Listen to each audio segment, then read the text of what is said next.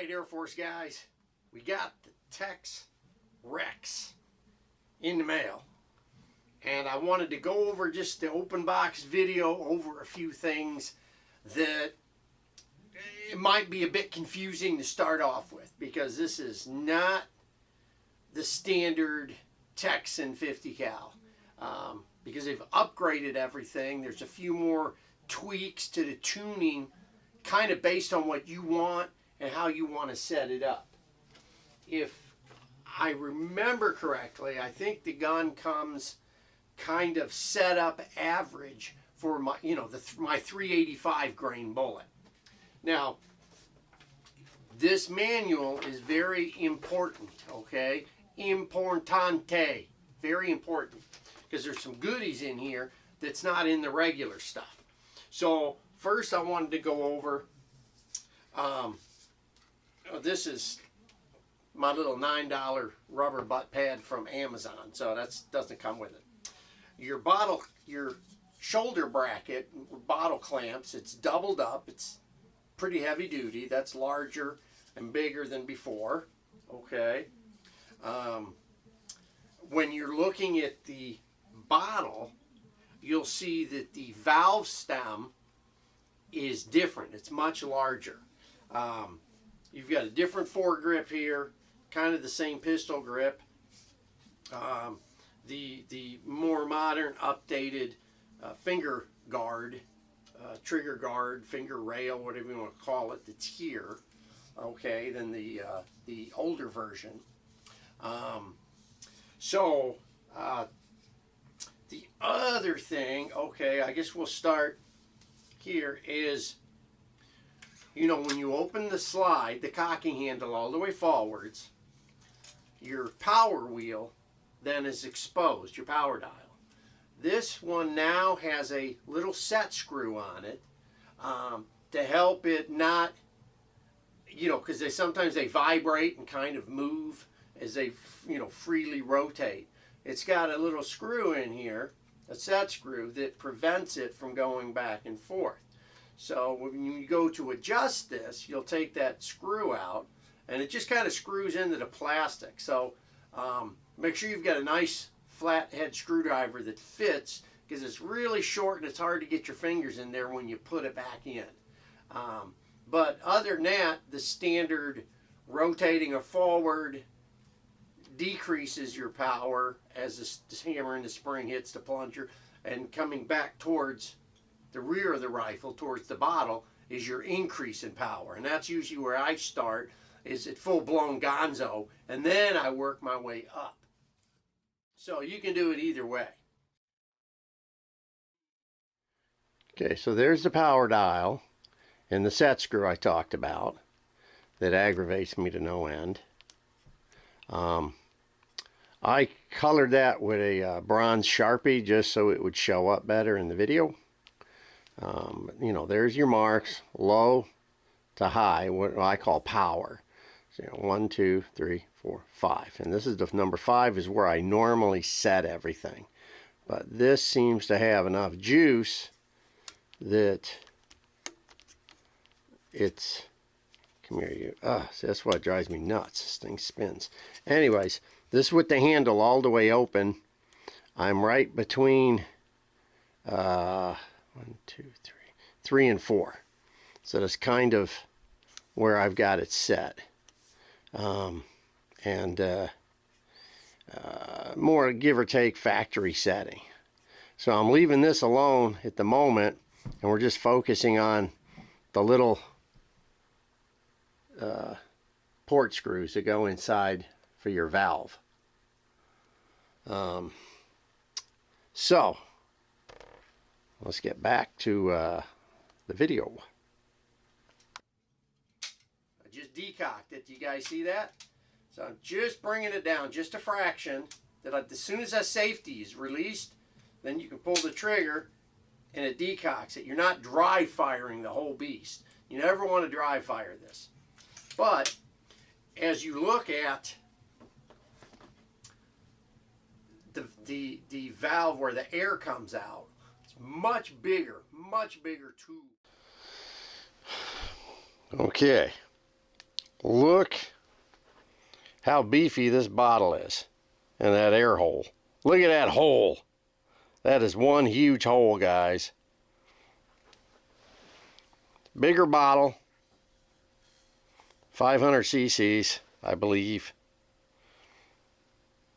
Double bottle bracket for your shoulder rest. But in that hole is where that little itty bitty set screw goes. Okay? That's what we're talking about. It's in the manual. It's not a big deal, but it's, you know, good information. And inside that is an itty bitty teeny tiny screw that you can change out. And that's where, if you look at your manual, so it's very important, so I talk about this. Putting the bottle on is standard. Airing it up is standard. It gives you the specs here on page 6 about the Rex. Like I said, putting the bottle on, tightening it down, just the set screw for the lock collar, all standard Texan stuff. Nothing different. Now, here on page 9, it talks about the little set screw for the power wheel. Okay, but the big page of importance is page 10, because you will get these extra plastic little bags with little screws in them, little tiny, itty bitty, teeny tiny little Allen screws. They've got a number on it. This is 0.059, and it says 2 dots. This is 0.040, 1 dot. And then you've got 0.067 with 3 dots. This is what comes default in the rifle, okay? And that helps dictate, these screws dictate some of your airflow. And it talks about that on page 10. See, there is page 10. Pay attention. It tells you what you need to know about the port screws and what they do. Page 12.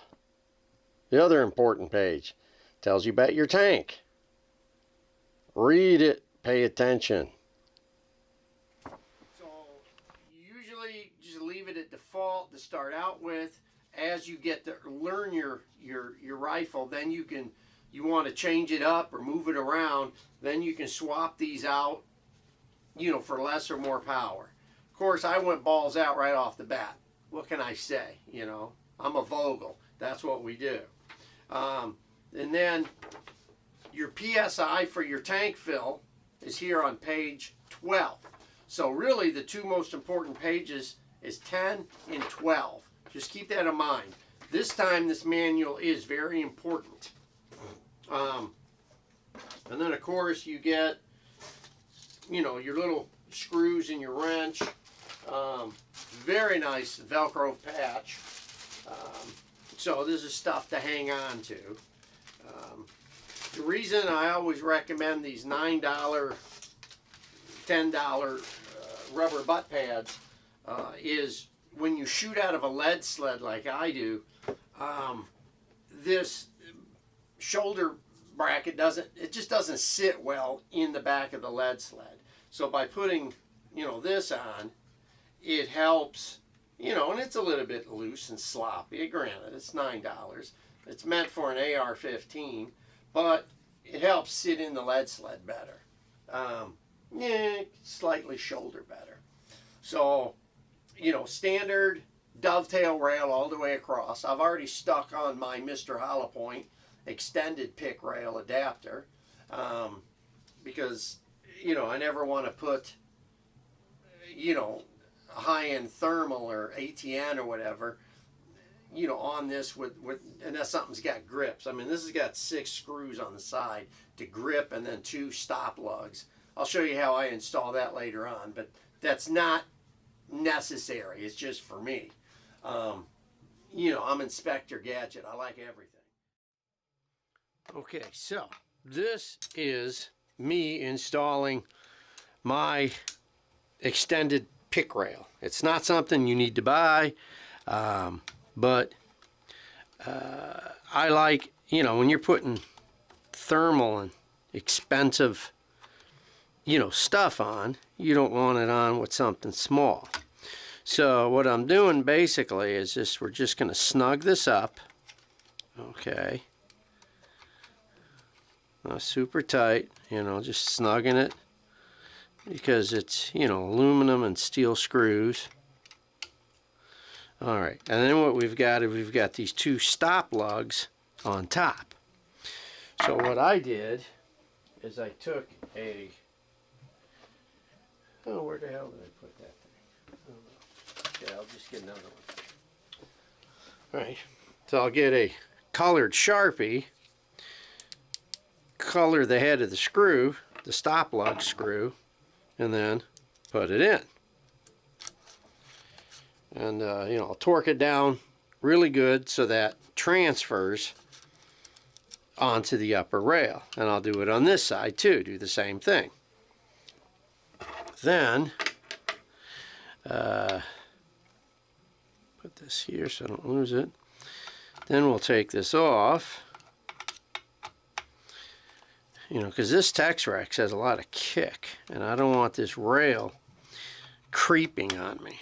So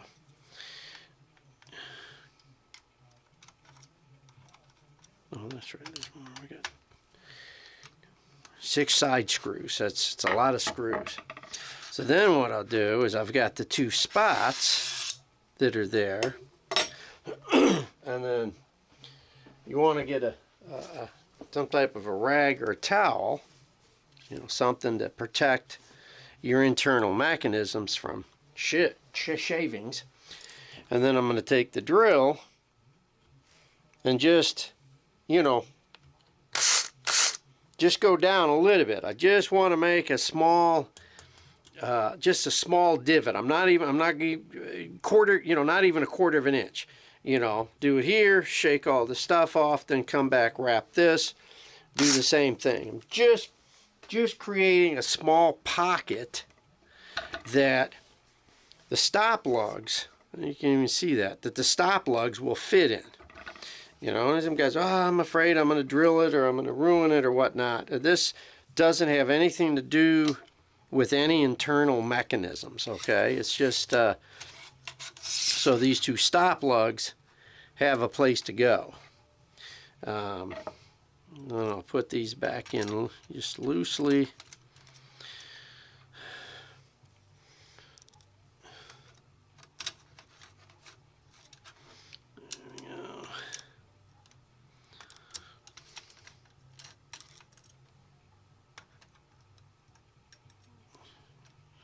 Right over the hole. Tighten that. Okay, so now we'll tighten these guys up. Because this way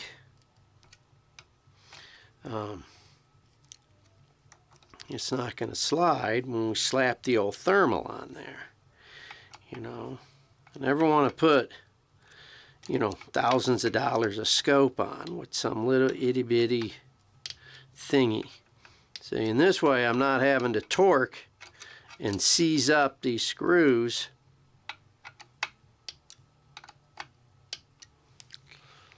And by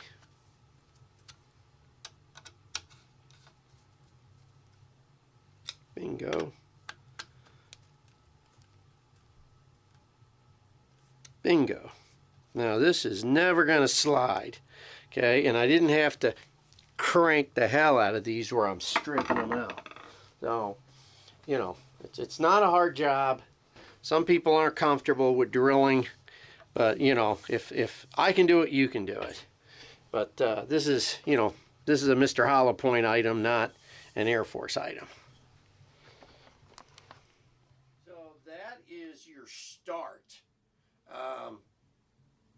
Now, when you're filling this up, You know, in the standard bottles, you got to pull the valve head forwards, okay, and so the air doesn't leak around as you start to fill.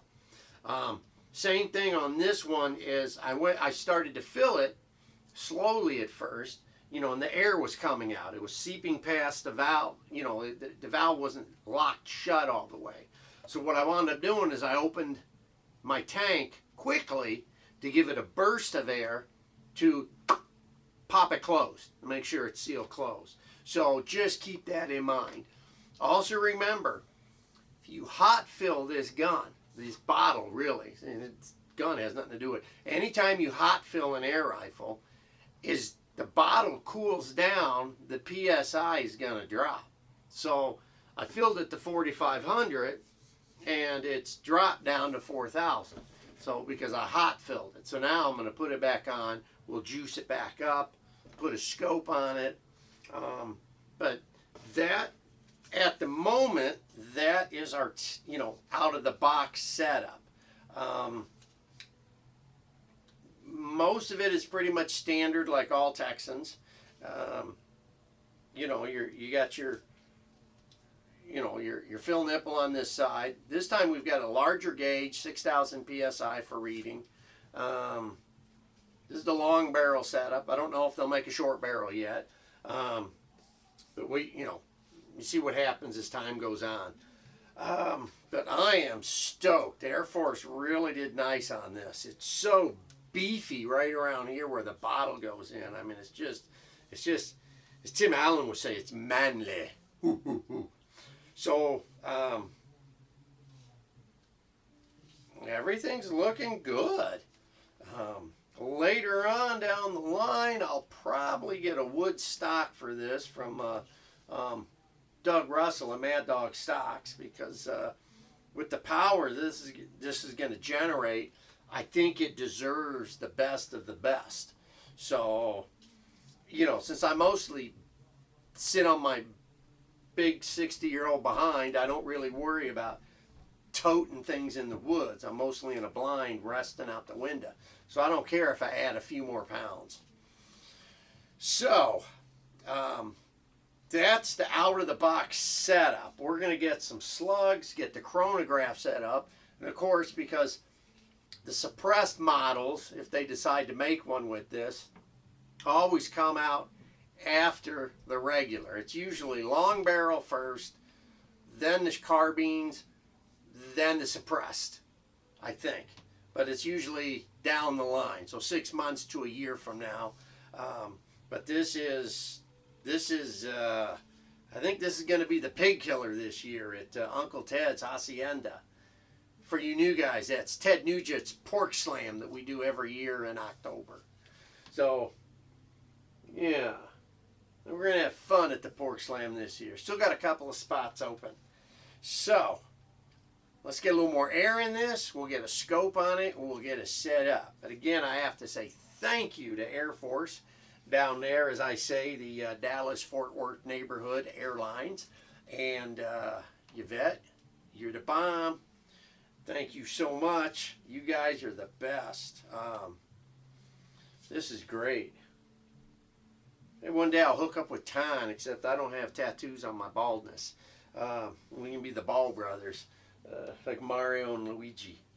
Anyways, let's do some more setting it up, and we'll start doing some shooting. Don't go anywhere, because my big fat ass has got more to tell you.